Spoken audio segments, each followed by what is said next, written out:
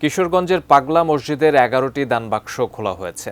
সকাল 7:30টার দিকে জেলা প্রশাসক ও মসজিদ কমিটির সভাপতি ফৌজিয়া খানের উপস্থিতিতে দানবাক্সগুলো খোলা হয়।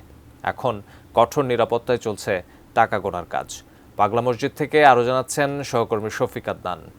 শফিক, সকাল 7:30টায় দানবাক্সগুলো খোলা হয়েছে, এখন গণনার কাজ চলছে। তো এই মুহূর্তে আপনার কাছে কি তথ্য আছে আমাদের জানাবেন।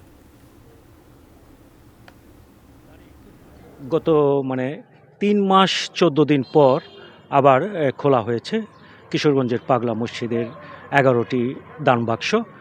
এবার ১১টি দানবাক্স থেকে পাওয়া গেছে ২৯ বস্তা টাকা।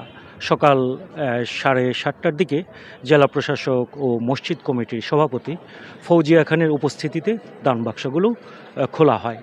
এখন মসজিদের দোতলায় এই টাকাগুলো নিয়ে যাওয়া হয়েছে। এখানে কঠোর নিরাপত্তা বেষ্টনীর মধ্যে এই টাকাগুলো গণনার কাজ চলছে।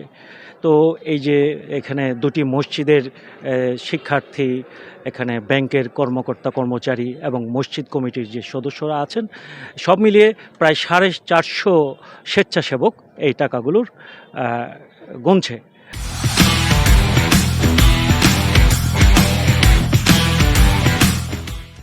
তো এর আগে গত 17 আগস্ট মসজিদের যে দানবাক্সগুলো খোলা হয়েছিল, তখন এই মসজিদের দানবাক্স ছিল 9টি।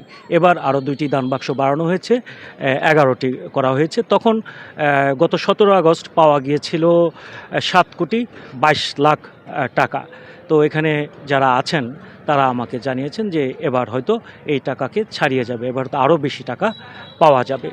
তো এখানকার যে শুধু মুসলিম না, এখানে বিভিন্ন সম্প্রদায়ের লোকজন কিন্তু এই মসজিদে টাকা দান করে থাকে।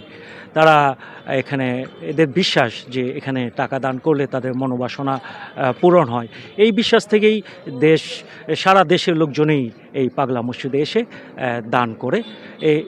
এই বিশ্বাসটার উপরে নির্ভর করেই কিন্তু এই পাগলা মসজিদে বিপুল পরিমাণ টাকা পাওয়া যায়।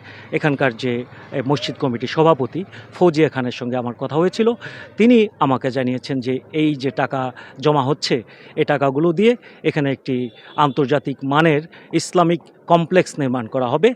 আর এই টাকা থেকে মসজিদের খরচ, এখানে একটা এতিমখানা আছে, সেই খরচগুলো করা হয়। তিনি আমাকে জানিয়েছেন যে সন্ধ্যা হতে পারে অথবা রাতেও হতে পারে, এই টাকা গণনা শেষ হবে আর কি। তো এই ছিল আমার কাছে কিশোরগঞ্জের পাগলা মসজিদের টাকা গণনার খবর। তারিখ।